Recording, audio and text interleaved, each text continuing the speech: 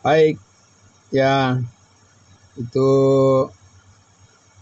luar biasa berkat teknologi yang membantu kita untuk bisa bersekutu dari tempat yang jauh, dari Nanti benua. mudah-mudahan nanti kalau Danu mau pindah ke Finland saya nih Pak kayak. Oh, mau pindah ke Finland. Oh iya iya iya. Baik, Amin. amin. Di sana itu tenang banget hidupnya orang di sana. Puji Tuhan. Baiklah. Iya. Terima kasih. Di sini sudah banyak terkontaminasi. Ya, terima kasih sudah pimpin doa dari Oh sama-sama Pak. dari Eropa ini ke malam hari ini. Malam di sana ya, jam 11. Iya, jam 11. Jam 11. Lewat. Oke, baik. Di sini pagi, Bu. Puji Tuhan. Iya. Baik. Sebelahan. Amin, amin. Balik. Kita akan lanjutkan.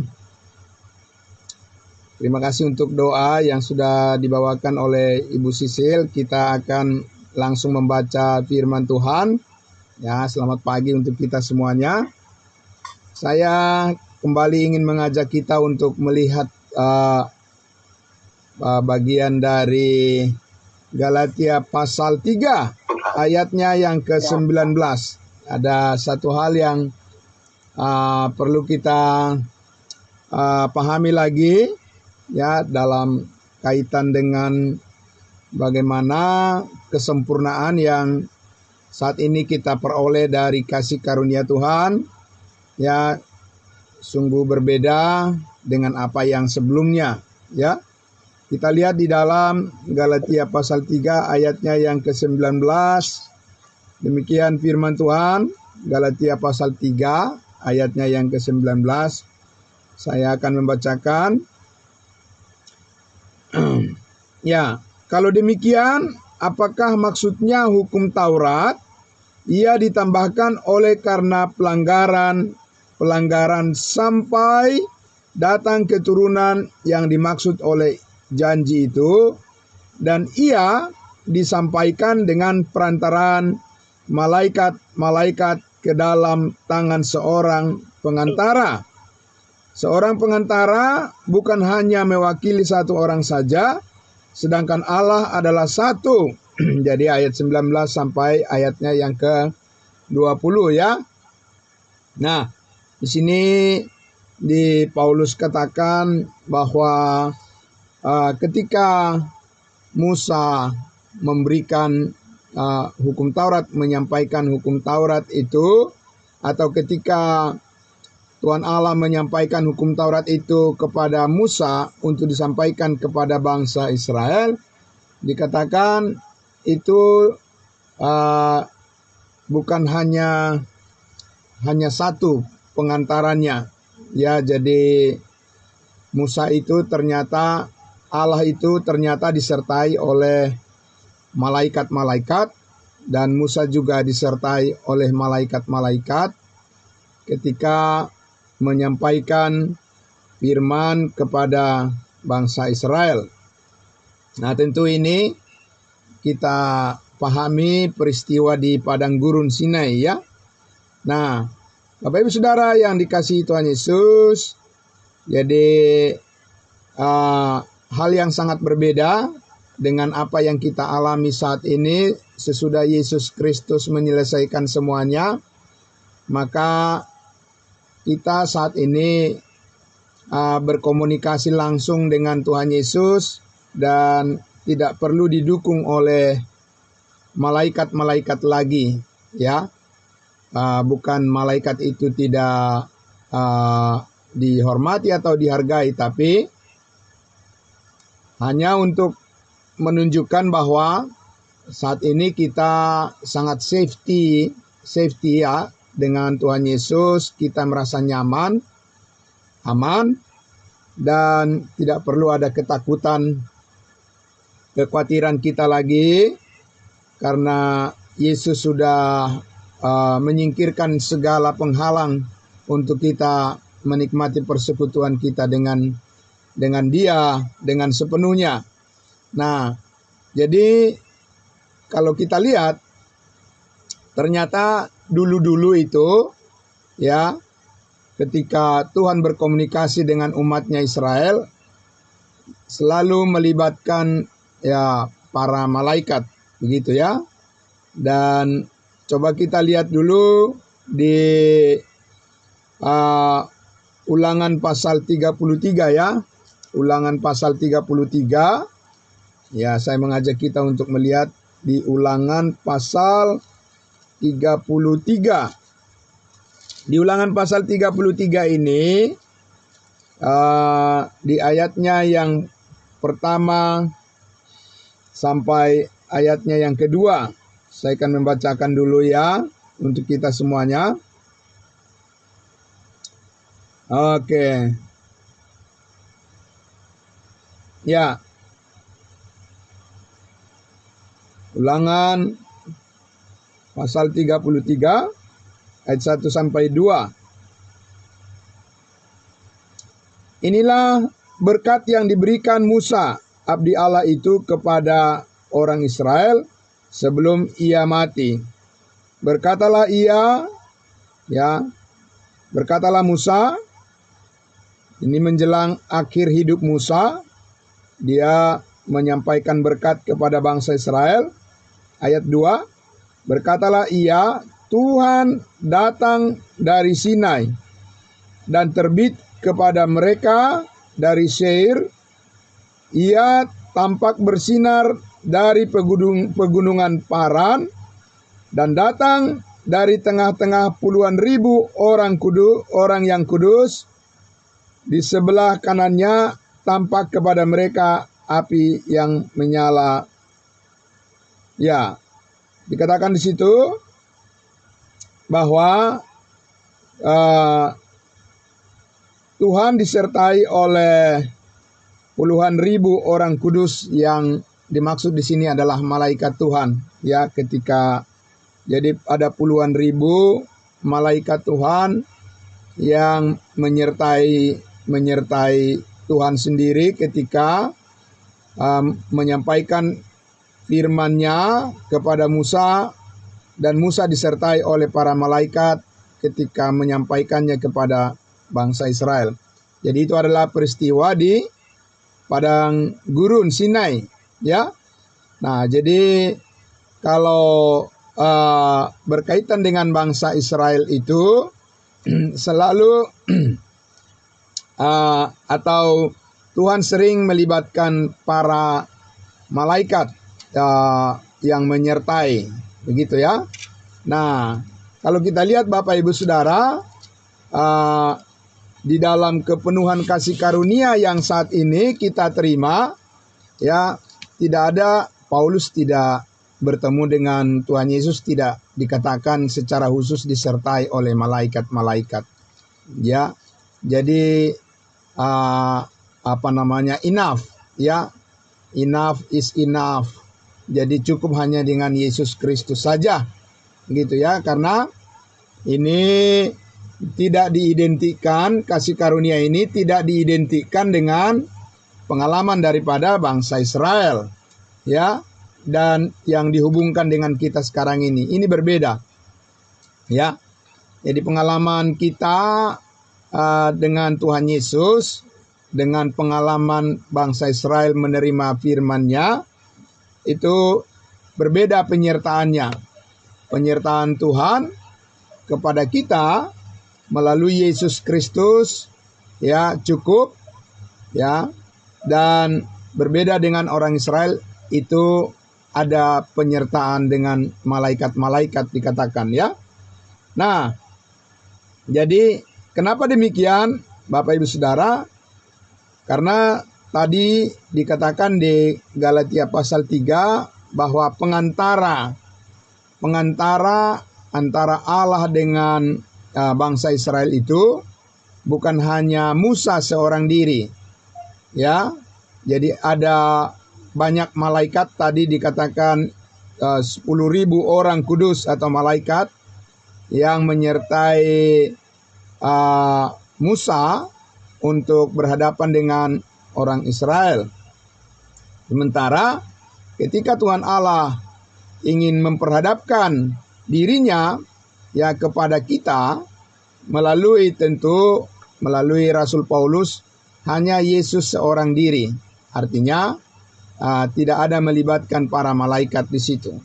Jadi karena itu ya, ini adalah pengalaman yang berbeda antara apa yang dialami oleh bangsa Israel dengan yang kita alami saat ini. Kita benar-benar sepenuhnya, Bapak Ibu Saudara, kita sepenuhnya bisa merasakan damai sejahtera Tuhan tanpa ada ketakutan. Ya, tidak perlu ada dukungan tambahan dari hal-hal lain, begitu ya, dari makhluk-makhluk lain, tidak perlu. Nah, itu yang sangat luar biasa. Artinya bahwa saat ini bahwa Allah benar-benar mencurahkan berkat-Nya melalui Yesus Kristus kepada kita adalah sepenuhnya, ya. Nah, Bapak Ibu Saudara yang dikasihi Tuhan Yesus, kembali lagi kita tadi di ayatnya, ya, saya mengajak kita untuk melihat dulu di Kisah Para Rasul 7, ya, Kisah Para Rasul 7. Mari kita lihat di Kisah Para Rasul 7. Saya akan membacakan Kisah Para Rasul 7 dari ayatnya yang ke-35. Ya, saya akan membacakan Kisah Para Rasul 7 dari ayatnya yang ke-35. Di sini cerita tentang Stefanus yang menyampaikan pembelaan dirinya atau menyampaikan cerita tentang Musa, ya, kepada orang-orang Yahudi, ya, kepada orang-orang Israel yang pada saat itu hendak mau melakukan pembunuhan kepada Stefanus. Lalu Stefanus bercerita seperti ini. Di ayatnya yang ke-35. 35 dikatakan, Musa ini yang telah mereka tolak dengan mengatakan, siapakah yang mengangkat engkau menjadi pemimpin dan hakim? Musa ini juga telah diutus oleh Allah sebagai pemimpin dan penyelamat oleh malaikat. Ya, jadi di situ Stefanus juga menyinggung tentang Musa dan penyertaan daripada para malaikat yang telah menampakkan diri kepadanya di semak duri. Dialah yang membawa mereka keluar dengan mengadakan mujizat-mujizat dan tanda-tanda di tanah Mesir, di Laut Merah, dan di padang gurun 40 tahun lamanya. Musa ini pula lah yang berkata kepada orang Israel, seorang nabi seperti aku ini akan dibangkitkan Allah bagimu dari antara saudara-saudaramu. Musa inilah yang menjadi pengantara dalam sidang jemaah di padang gurun di antara malaikat yang berfirman kepadanya di Gunung Sinai dan nenek moyang kita, dan dialah yang menerima firman-firman yang hidup untuk menyampaikannya kepada kamu. Jadi Musa ketika menyampaikan firman Tuhan kepada bangsa Israel selalu disertai oleh para malaikat. Nah, jadi tidak hanya dikatakan hanya satu orang, tetapi disertai oleh saksi-saksi yang lain, yaitu para malaikat. Nah, Bapak Ibu Saudaraku yang dikasihi Tuhan Yesus, jadi kenapa Rasul Paulus menegaskan hal itu, menjelaskan hal itu, Bapak Ibu Saudara, bahwa disitulah letak perbedaan daripada ya antara bagaimana Allah dulu menyampaikan firman-Nya, hukum Taurat kepada orang-orang Israel, selalu ada saksi-saksi yang lain, ya. Jadi ada para malaikat menyertai. Tapi ketika Yesus sudah menyelesaikan segala sesuatu, ya, dia mengorbankan dirinya dia bangkit dari antara orang mati, naik ke surga. Kemudian dia menyampaikan firman-Nya kepada Rasul Paulus untuk disampaikan kepada kita, bangsa-bangsa lain. Tidak dikatakan bahwa Yesus secara khusus disertai oleh para malaikat-malaikat. Ya, jadi Yesus sendiri sudah cukup, Bapak Ibu Saudara, untuk menyampaikan kebenaran firman-Nya melalui hambanya Rasul Paulus dan disampaikan kepada kita. Karena ini adalah firman yang sempurna, ya, tentang pekerjaan Yesus yang sempurna menyelamatkan hidup kita semua. Nah, Bapak Ibu Saudaraku yang dikasihi Tuhan Yesus, jadi hal ini disampaikan oleh Rasul Paulus untuk meyakinkan bahwa benar-benar yang kita terima saat ini adalah sepenuhnya, Bapak Ibu Saudara, sepenuhnya adalah hasil daripada pekerjaan Yesus Kristus yang sudah selesai. Ya, jadi tidak perlu ada sesuatu yang perlu ditambahkan lagi. Ya, berbeda tadi dengan apa yang dilakukan oleh Musa kepada bangsa Israel, dia harus didukung oleh para malaikat-malaikat. Nah, jadi kalau sudah berbicara tentang para malaikat, karena itu adalah berhubungan dengan, ya, perjanjian kontrak yang disampaikan oleh Allah kepada bangsa Israel, dan itu sudah selesai. Ya, sekarang, ya, kita menerima janji Tuhan yang permanen. Amin.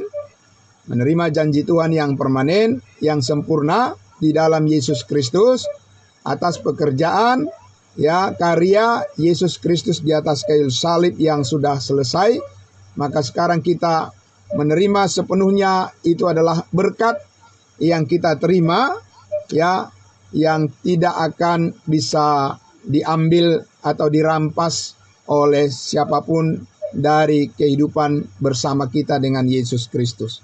Nah, Bapak Ibu Saudaraku yang dikasihi Tuhan Yesus, nah jadi, ya, ketika Yesus mengatakan, "Akulah jalan, kebenaran, dan hidup," ya, tidak ada yang sampai kepada Bapa di surga kecuali melalui aku, kata Yesus Kristus.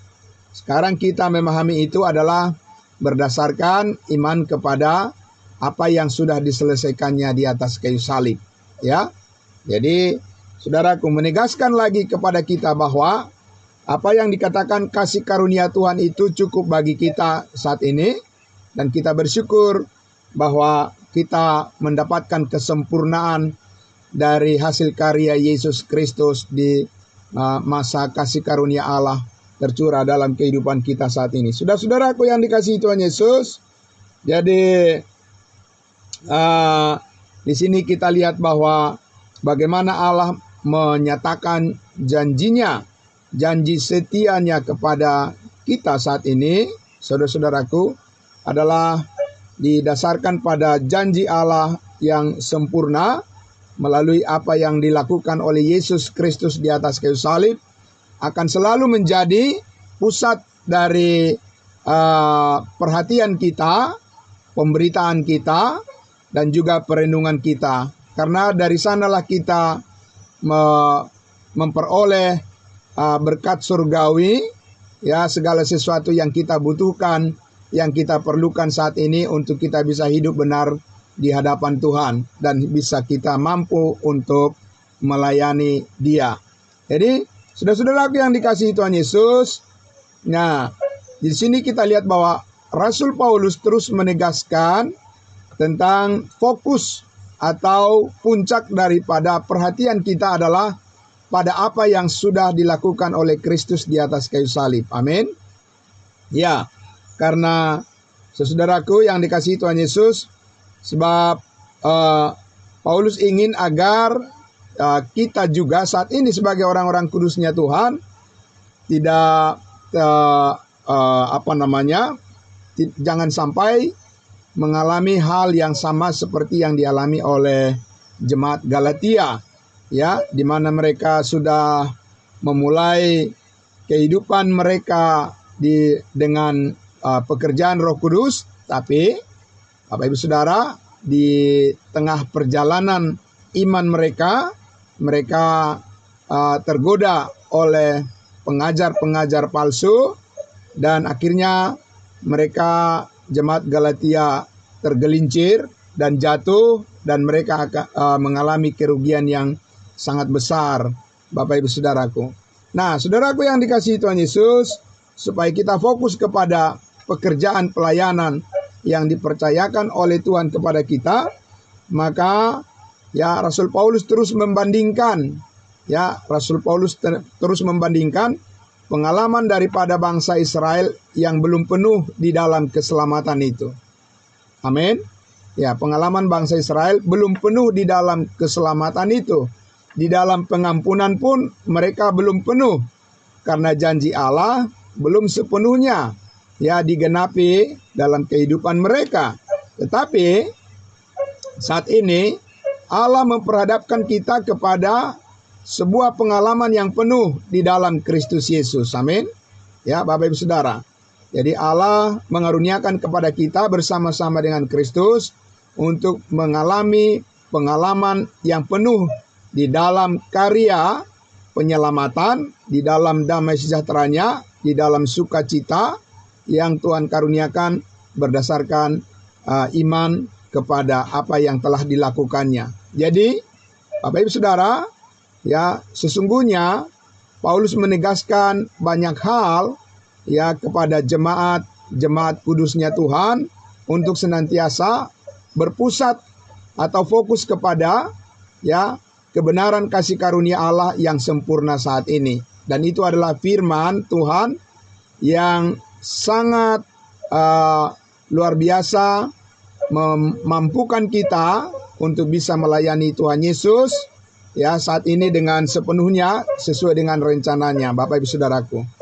Saudara yang dikasihi Tuhan Yesus, karena itu pada pagi hari ini saya ingin mengajak kita semua untuk tetap setia pada kasih karunia Allah ya, dan kita datang terus pada pengetahuan kebenaran yang sempurna ini, karena Allah mau supaya kita dimampukan untuk menyaksikan kebaikannya ya. Kita sudah mengerti sekarang apa yang dimaksud dengan kebaikan Tuhan yang sangat penting untuk kita saksikan kepada semua orang, bukan apa yang kita perjuangkan, bukan prestasi-prestasi yang kita lakukan, yang kita raih, tetapi pemberitaan kita adalah fokus kepada apa yang telah Yesus capai di dalam pengorbanannya di atas kayu salib yang sudah menebus hidup kita dan menebus semua orang dari segala dosa